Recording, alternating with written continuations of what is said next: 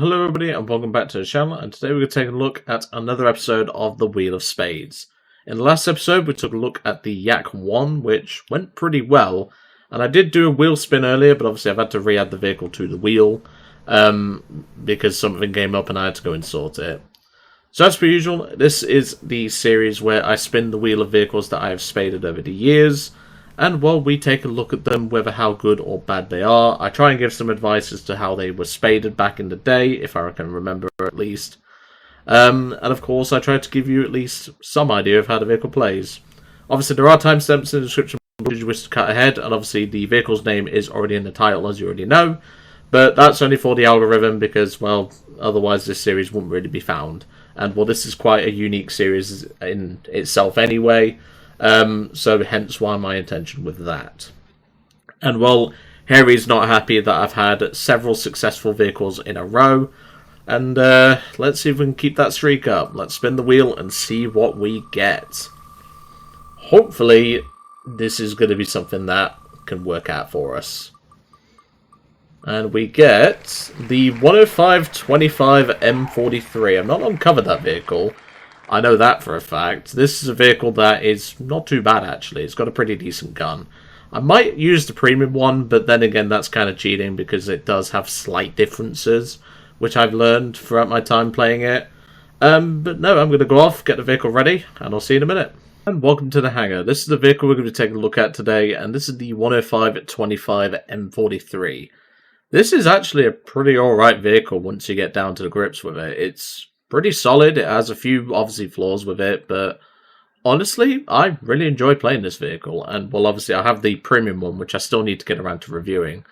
I've been that backlogged with projects and, obviously, you know, like making decks for the Pokemon channel and things like that, ready for the next set, which that dropped 2 days ago when this video goes out. So, as you can imagine, I will be spending the weekend recording those decks and trying to get them out as soon as possible.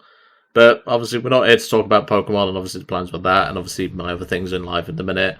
But yeah, this is not a bad little vehicle. Obviously, it's based on one of the many Italian Fiat chassis, and it's actually not too bad. You know, like it's all right. It's not like a top tier vehicle for this BR 3.0. But it does have some things going for it. So obviously we do have a couple of decent shells. We have the 105 APC round with 89 at 10 meters, 100 meters, sorry. This is not a bad shell. And if you penetrate the target, it will just one-shot them outright, you know. Like, it's one of those vehicles that, like, if you penetrate the target, it will kill the target. It's sort of that sort of, like, thing with the Italian vehicles. A lot of the time, if they do pen, they can instant kill a vehicle. But obviously, thankfully, we also have the Effetto Pronto round, which this has, I know it seems like it only has 5mm penetration, and that's not the case. It has 120. What you have to look for is the cumulative jet part of the, of the stat card. I don't agree with the way they've done this. It's one of the things that I don't like about the heat rounds and stuff like that they've done this. Can make it very confusing to a new player, but obviously you need to look at the cumulative jet, which is the actual part that actually penetrates the tank. The kinetic is just pretty much anything that's nearby gets hit with the explosive, you know, detonation and stuff like that. Obviously, we don't get a HE round, but this will overpressure any vehicle that we come across, so it's not a big deal.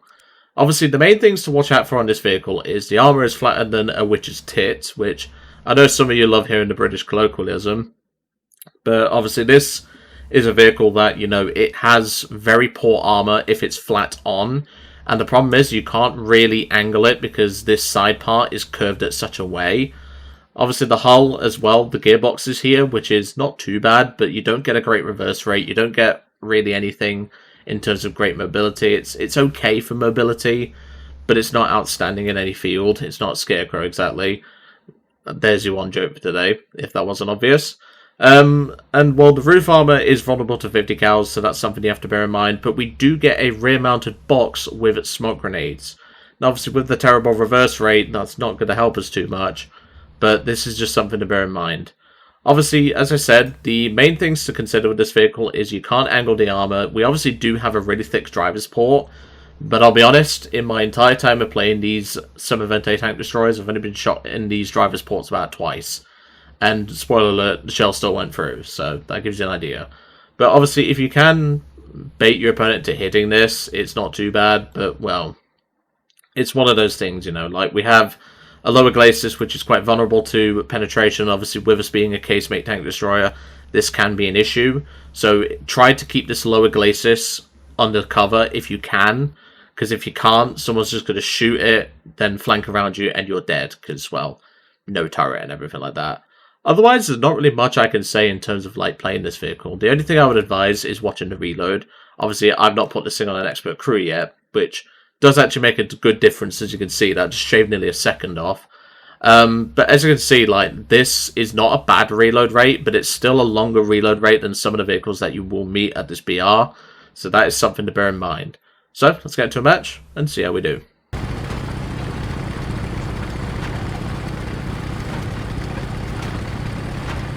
And welcome to the match. Unfortunately, Joe doesn't really play the Tech Tree variant, so I don't even have the winter skin unlocked. We're on Severus 13, the winter version this time, and well, we're going to stick out like a sore thumb, but hopefully if we drive enough over this, you know, snow and everything like that, it will cover the tank in, you know, snow and everything like that, and hopefully that will give us some cover, but, well, pseudo cover, but, well, let's hope they don't find us, because like I said, this thing's going to stick out like a sore thumb. Or like if you whack your toe on the bedside table and then your toe goes a horrible colour because you probably like broke it or something. Like, I've done that before and it hurt a lot, let's put it that way. I had to friggin' bandage up my toe and like elevate it so it could heal and stuff like that. I had to walk like I had a limp. It's quite funny, but that was years ago when I did that. Alright, well, we're going to head to my little spot that I've obviously learned about over the last couple of years, which is this little ridge right here. Ooh, bit of a lag spike, thanks Gaijin. And there are a couple of vehicles over there, it looks like. Yeah, I can see one. Although my suspension is not appreciating this. See, that's one thing to learn about the Italian vehicles, is their suspension is poor. But obviously I have heat loaded as my main shell because it's just the best shell for general purpose. Obviously I have brought some AP just in case. I don't expect to burn for all this ammo, but it just saves me going to a capture point. A lot of the time my deaths are to crew death in this thing, so yeah. Not exactly going to be worried about getting ammo racked. There's a martyr over there. I can take him out if I get into position. But obviously there is a vehicle in the capture point which I need to consider. Okay, I can hear the vehicle moving, whatever it is.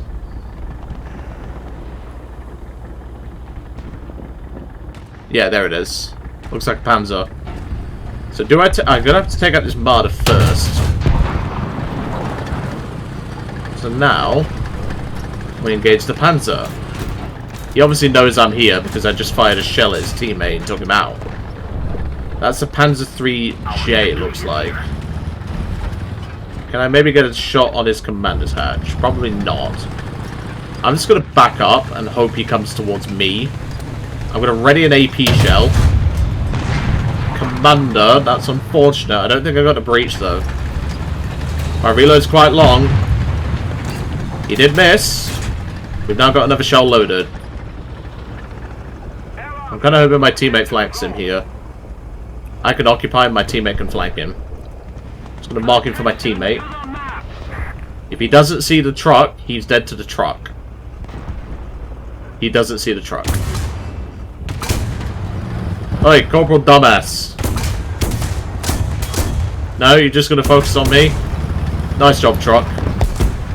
Whoa, I just saw that shot. I just saw that shot. There.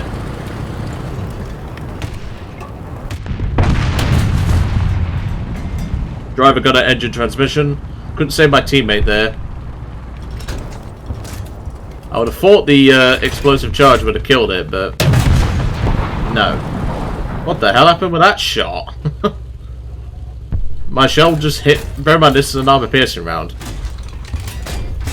Okay, he's dead. That's fine. I thought that was Italic Sphinx then in the chat. He's a subscriber of mine. I haven't seen him for a bit because obviously he's not always on. Alright, let's get a move on. There's quite a few vehicles over on this side which I could go for. Alright. Well, so far so good. We've not had the best start, but, you know, okay, my teammate just died there. That's unfortunate. So far, our pseudo-camouflage is not really working out for us.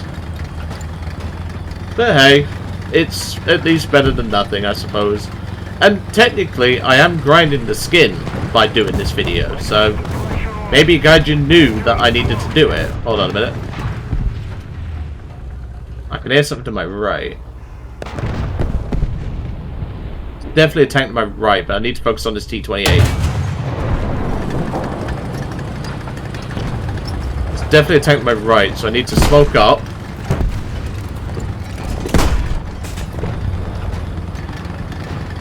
Yeah, there's something there, look. I don't know what it is. Oh, it's a T-80. Harry, I want to see a talisman video on that. We know you've got it. Well, us in the Discord know you've got it. Right. There. A little bit off, that's fine. That's friendly, that's fine. Okay, he's backed up. That's fine. So far, so good. Okay, nothing there. See, I heard that rattly old engine, and I thought, it's either an SU-76 or it's a T-70 T-80. And, well, I wasn't far off, so that's at least something. Alright, let's see if we can move in a bit. Get ourselves some better cover, because at the minute, we're not in a great position. And, well, I'm trying to find the AP, because obviously the AP is more reliable at one-shotting. Against, like, normal tanks and stuff like that. Oh! Well done, mate. That didn't work out for you, did it? Alright. Is that something over there? Oh, that's dead. Okay, that's fine. There, I see the Panzer. Move forward a little bit. Maybe I can curve the shot over? No. Okay, that's fine. It could be that guy from earlier. He doesn't actually know I'm here, I don't think. Well, he will now. Because it's clapped his mate. Can we maybe move into the underdeck here? I love the fact that people are loving the P40, by the way, the Italian tank. It's a pretty good tank. So I'm not surprised people like it. Yeah, there's that Panzer, so we'll wait for him. Let's see if he comes over the ridge. Or if he just sits in his spawn the rest of the game. Because like, he won't win sitting there, but to be fair, he won't win anyway. He's firing rockets.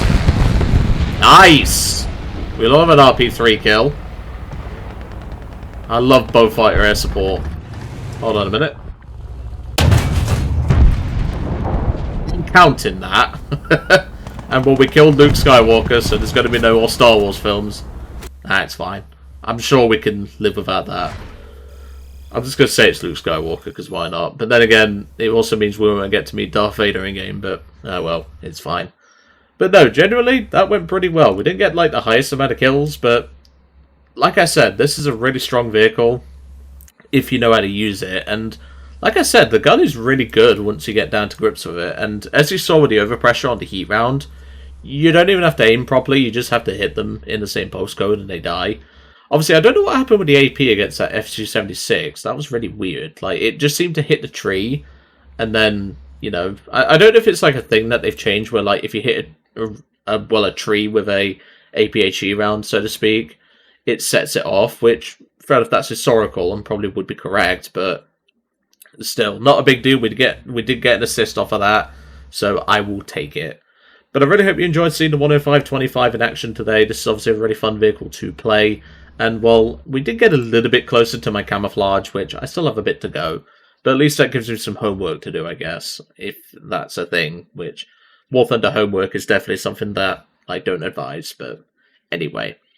So I'm going to leave it at that for today. I really hope you enjoyed seeing the 105-25 M43 as part of the Wheel of Spades. And I will see you next time.